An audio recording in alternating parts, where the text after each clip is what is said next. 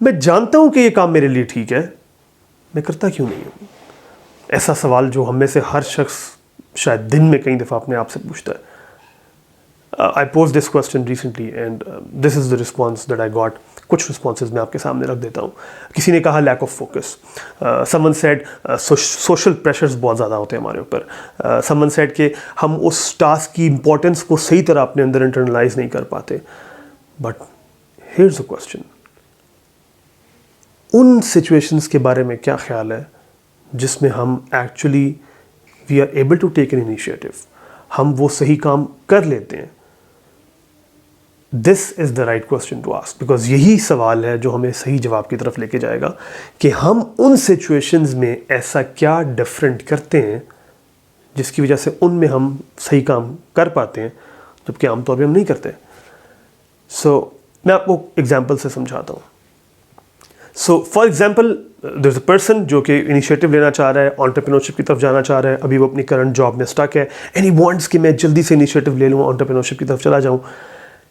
And then گزر رہے ہیں لیکن وہ نہیں کر پا رہا. All of a sudden Covid آیا and the companies decided to lay off their employees, اور اس کو بھی کہہ دیا گیا کہ جی آپ کا اب آخری دن ہے and you are about to go.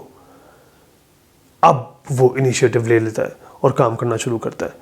Similarly ایک شخص ہے جس کو بار بار کہہ رہے ہیں لوگ کہ please smoking is injurious to health, تمہاری ہیلتھ خراب ہو رہی ہے, and he doesn't even pay head. But then there is one day he gets a minor heart attack, اور ڈاکٹر کے پاس جاتے ہیں, ڈاکٹر کہتا ہے کہ یا سگریٹ ہے یا تمہاری زندگی, دیٹس اٹ. اگر زندگی پیاری تو سگریٹ چھوڑ دو. Guess what, the very next day وہ سگریٹ چھوٹ جاتی ہے. ان دونوں ایگزامپلز میں اگر آپ غور کریں تو آپ کو ایک کامن تھریڈ مل جائے گی. اور وہ کامن تھریڈ کیا ہے؟ وہ کامن تھریڈ یہ ہے کہ جب ہمیں یہ ریئلائز ہو جاتا ہے کہ یہ جو میں کام کر رہا ہوں اس وقت کرنٹلی, اس کو کرنے کی پین مجھے بہت زیادہ ہے ایز کمپیئر ٹو وہ جو نیا انیشیٹو میں نے لینا ہے. تو وہ جو انٹرپرینورشپ کی طرف جانے کے لیے جو مجھے پین لینی پڑے گی وہ کم ہے بنسبت کہ میں اگر اس کو نہ کروں اور ایسے ہی رہوں. سگریٹ پینے کی یعنی سگریٹ چھوڑنے کی جو مجھے پین لینی پڑے گی, اپنے اوپر سیلف کنٹرول کرنا پڑے گا, اس کی جو پین ہے وہ کم ہے ایز کمپیئر ٹو یہ جو پین میں ابھی اگر سگریٹ پیتا رہوں تو یہ ہوگی. یعنی دوسرے لفظوں میں آپ کہہ سکتے ہیں کہ دا pain of doing the same thing over and over again is greater than the pain of this new thing. But in دونوں ایگزامپلز میں ایک چیز اور بھی کامن ہے, اور آئی ایم شیور آپ نے اسپاٹ کر لیا ہوگا, وہ یہ کہ حالات فورس کر رہے ہیں. سو اس کا مطلب یہ ہے کہ کیا مجھے حالات کا انتظار کرنا چاہیے؟ تو پھر تو یہ ہوا کہ میں حالات کا غلام ہوں کہ حالات مجھے چینج کریں گے, ادروائز میں چینج نہیں ہوں گا. سو اگر حالات ایسے نہ پیدا ہوں اس کا مطلب میں چینج نہیں ہوں گا, تو پھر میرا اپنے اوپر کنٹرول تو نہ رہا, پھر یہ میرا ڈیسیجن تو نہ ہوا کہ میں نے چینج ہونا ہے, پھر تو حالات نے مجھے چینج کیا, حالات کا ڈیسیجن ہوا. But guess what, there are other people جو بغیر اس کے چینج کر لیتے ہیں. ان ایگزامپلس میں دیکھ لیتے ہیں. سو دیر از اے پرسن جو ان حالات کے بغیر ہی کہتا ہے کہ میں نے انٹرپرینورشپ کی طرف جانا ہے, میں نے یہ انیشیٹو لینا ہے, اینڈ گیس واٹ, وہ لے لیتا ہے. اس کو اس کی ضرورت نہیں ہے کہ اس کی کمپنی اس کو لے آف کرے.